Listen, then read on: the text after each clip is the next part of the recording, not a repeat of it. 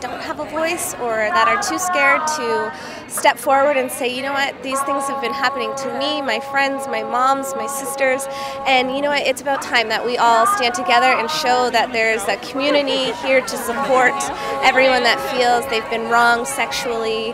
Myself personally, I don't think I've ever verbalized it until today, and it was years ago. And you know what, now that I see that there's a group and somewhere safe that people have felt the same thing, and it's just kind of a very empowering thing. So it's about time that I've come out and shown my support as well.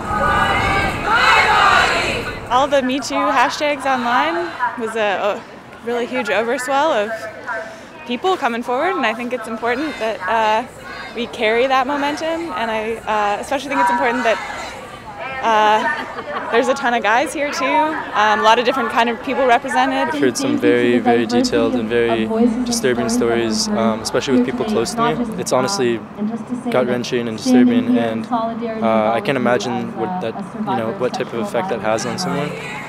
So, I'm trying to give as much support as I can to those victims. The sexual violence I experienced was from childhood, and it continued. It is a continuous process, and I think a lot of trans people face sexual violence because people make assumptions about our bodies.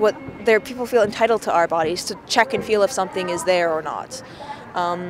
So there's not one healing process. The healing process for me, if I had to say there was one, has been the continuous decision to get out of bed each morning.